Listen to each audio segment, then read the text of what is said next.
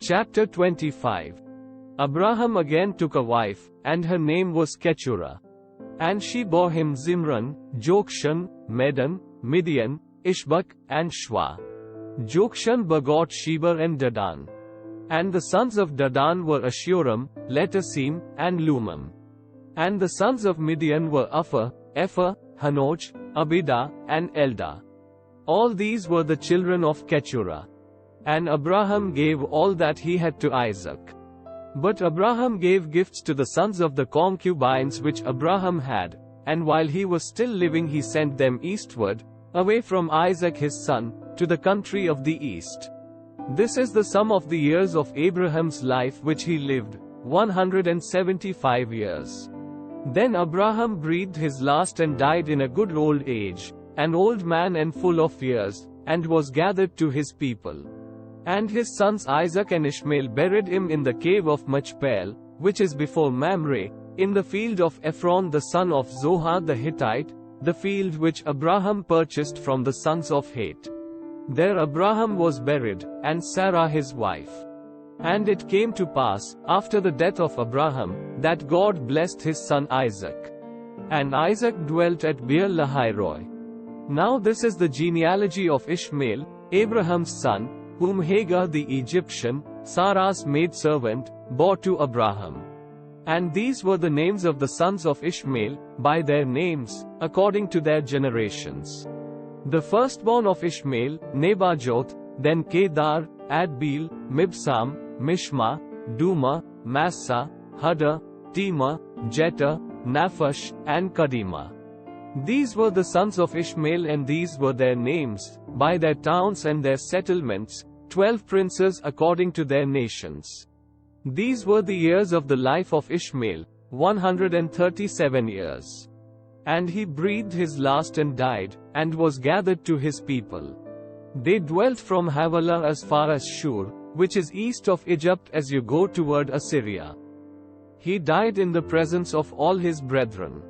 This is the genealogy of Isaac, Abraham's son. Abraham begot Isaac. Isaac was 40 years old when he took Rebekah as wife, the daughter of Bethuel the Syrian of Paddan Aram, the sister of Laban the Syrian. Now Isaac pleaded with the Lord for his wife, because she was barren, and the Lord granted his plea, and Rebekah his wife conceived. But the children struggled together within her, and she said, "If all is well, why am I like this?" So she went to inquire of the Lord. And the Lord said to her, "Two nations are in your womb. Two peoples shall be separated from your body. One people shall be stronger than the other. And the older shall serve the younger." So when her days were fulfilled for her to give birth, indeed there were twins in her womb. And the first came out red. He was like a hairy garment all over, so they called his name Esau. Afterward his brother came out, and his hand took hold of Esau's heel, so his name was called Jacob. Isaac was 60 years old when she bore them. So the boys grew. And Esau was a skillful hunter, a man of the field, but Jacob was a mild man, dwelling in tents. And Isaac loved Esau because he ate of his game, but Rebekah loved Jacob. Now Jacob cooked a stew, and Esau came in from the field, and he was weary. And Esau said to Jacob, "Please feed me with that same red stew, for I am weary." Therefore his name was called Edom. But Jacob said, "Sell me your birthright as of this day." And Esau said, "Look, I am about to die, so what is this birthright to me?" Then Jacob said, "Swear to me as of this day." So he swore to him, and sold his birthright to Jacob. And Jacob gave Esau bread and stew of lentils. Then he ate and drank, arose, and went his way. Thus Esau despised his birthright. Chapter 26. There was a famine in the land, besides the first famine that was in the days of Abraham. And Isaac went to Abimelech king of the Philistines, in Gerar. Then the Lord appeared to him and said, "Do not go down to Egypt, live in the land of which I shall tell you." Dwell in this land, and I will be with you and bless you. For to you and your descendants I give all these lands, and I will perform the oath which I swore to Abraham your father. And I will make your descendants multiply as the stars of heaven. I will give to your descendants all these lands, and in your seed all the nations of the earth shall be blessed, because Abraham obeyed my voice and kept my charge, my commandments, my statutes, and my laws. So Isaac dwelt in Gerar. And the men of the place asked about his wife. And he said, She is my sister, for he was afraid to say, She is my wife, because he thought, lest the men of the place kill me for Rebekah, because she is beautiful to behold.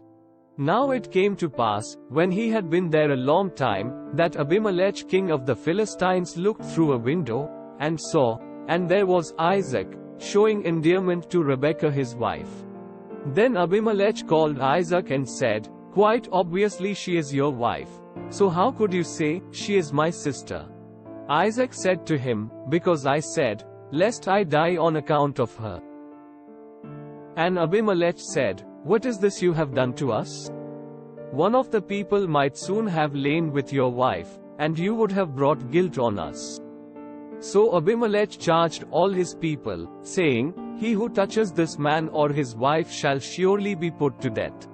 Then Isaac sowed in that land, and reaped in the same year 100-fold, and the Lord blessed him. The man began to prosper, and continued prospering until he became very prosperous. For he had possessions of flocks and possessions of herds and a great number of servants. So the Philistines envied him. Now the Philistines had stopped up all the wells which his father's servants had dug in the days of Abraham his father, and they had filled them with earth. And Abimelech said to Isaac, Go away from us, for you are much mightier than we. Then Isaac departed from there and pitched his tent in the valley of Gerar, and dwelt there. And Isaac dug again the wells of water which they had dug in the days of Abraham his father, for the Philistines had stopped them up after the death of Abraham. He called them by the names which his father had called them. Also Isaac's servants dug in the valley, and found a well of running water there. But the herdsmen of Gerar quarreled with Isaac's herdsmen, saying, The water is ours.